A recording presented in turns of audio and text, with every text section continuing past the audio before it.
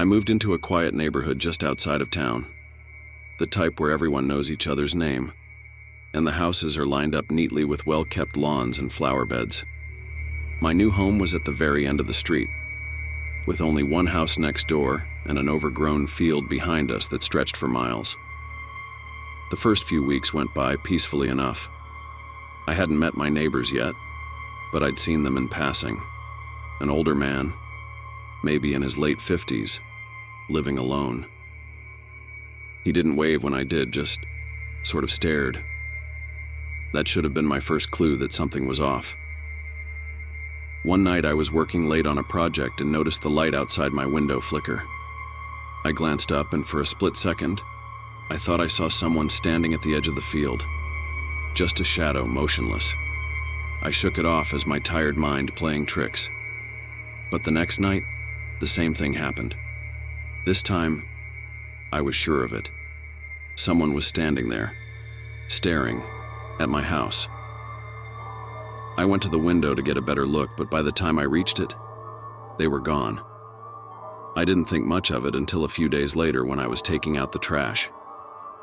As I walked down the driveway, I noticed something odd. There were footprints in the dirt along the side of the house leading toward the back. My heart rate spiked.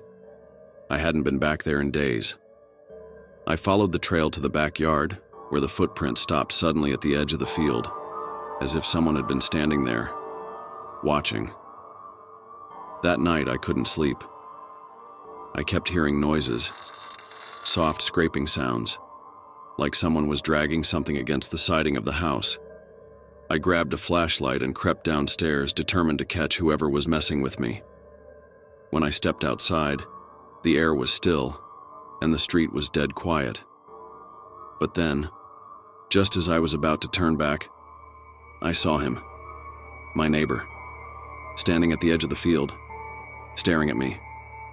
I called out, but he didn't move, didn't say a word, just stood there, his face obscured by the darkness. I slowly backed inside, locking the door behind me.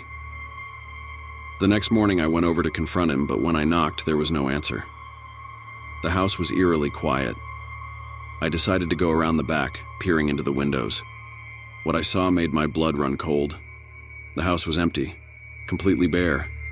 No furniture, no belongings, just dust-covered floors and walls. My neighbor hadn't been living there at all. He had simply vanished. That night I heard the scraping again, but this time, it was closer. I turned on every light in the house, but no matter how much I looked, I couldn't shake the feeling that someone was watching me. When I finally went to bed, I couldn't sleep. Every creak of the floorboards, every gust of wind felt like a warning. Then, just as I was drifting off, I heard it, a soft knock on the window. I froze, my heart pounding in my chest. I didn't dare look, but I knew. He was out there, watching.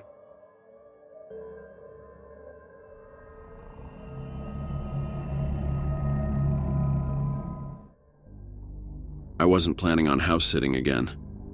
The last time I did it, something just felt off. But the money was too good to pass up, and the place was a mansion in an upscale, isolated neighborhood. The homeowners left me a list of instructions: feed the cat, water the plants, basic things. But one line caught my attention: do not go into the basement. Odd, but I figured it was some rich people quirk. I had no reason to go down there anyway. The first day was normal, quiet, peaceful. I worked, watched TV, fed the cat. But on the second day, I began noticing small things. The back door latch seemed loose, like someone had messed with it. I was sure I closed it the night before, but now it was slightly ajar. The cat, which had been friendly, was acting strange too, jumping at shadows. That night, as I lay in bed, I heard a noise, a faint thud coming from the basement. My heart raced, but I forced myself to ignore it. Probably just the house settling, I thought. Then, another thud, louder this time. I reminded myself of the rule: don't go to the basement. I tried to sleep, but every creak put me on edge. The thudding continued off and on all night. The next morning, I tried to call the homeowners. Maybe they had forgotten to mention something about the basement, but their phones went straight to voicemail. All day, I couldn't shake the feeling that something was wrong. By afternoon, I started hearing footsteps upstairs, only I hadn't been upstairs all day. Grabbing a knife from the kitchen, I decided to check the house. I moved from room to room, listening carefully. Everything seemed normal. But as I headed downstairs, I saw something that stopped me cold. The basement door was cracked open. I hadn't touched that door since I arrived. I knew I hadn't. My mind raced. Had someone been in the house the whole time? I debated calling the police. But what would I say? That I heard noises and a door was open? As I stood there, the door creaked open a little more. My heart pounded in my ears. Was someone in the basement? Had they been hiding there? I took a step closer, gripping the knife tightly. I slowly approached the door and peered down into the darkness. The basement steps vanished into the shadows. I was about to close the door when I heard it.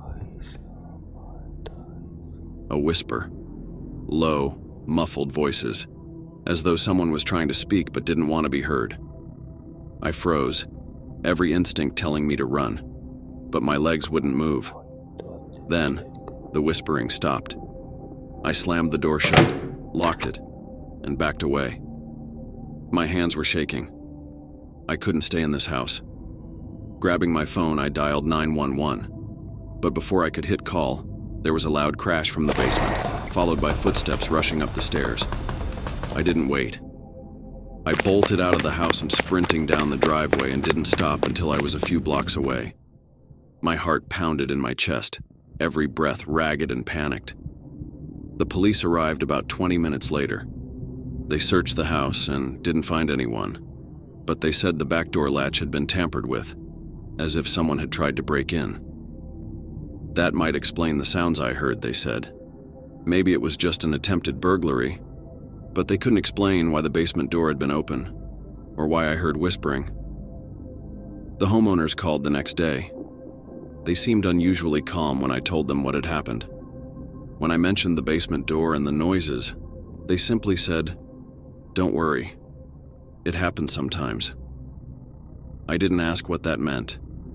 I didn't want to know. All I knew was that I'd never set foot in that house again.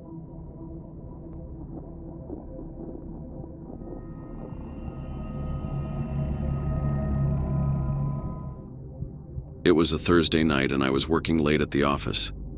I had a report to finish and it was pushing midnight by the time I wrapped everything up. The office was completely empty by then, just me and the cleaning crew a few floors down. I gathered my things, locked up, and headed to my car. As I started driving home, my phone buzzed. I glanced down and saw it was a number I didn't recognize. I ignored it, figuring it was a spam call. A minute later, it rang again. Same number. This time I answered. "Hello?" There was silence on the other end for a moment, and then a man's voice, low and calm, said, "You left something behind." I hung up, my heart racing. I hadn't left anything behind. I checked my bag, my briefcase. Everything was there. The phone rang again. Same number. This time, I let it go to voicemail. When I played the message back, it was just breathing. Slow, steady breathing. I shivered and tossed my phone into the passenger seat, trying to shake off the feeling of dread creeping up my spine. As I pulled into my driveway, my phone rang again. The same number. I didn't answer. I was done. I locked my car and hurried inside, locking the doors behind me. I was pacing in the kitchen trying to figure out what was going on, when I heard it. A knock at the door. I froze. My phone buzzed again. This time, the message was short and clear. "I'm outside." I didn't move, didn't dare breathe. I grabbed a knife from the kitchen and called the police. They told me to stay on the line, stay inside. But the knocking didn't stop. When the police finally arrived, the knocking was gone. They searched the area, but didn't find anyone. I never got another call from that number again. But sometimes, late at night, I still hear that knock.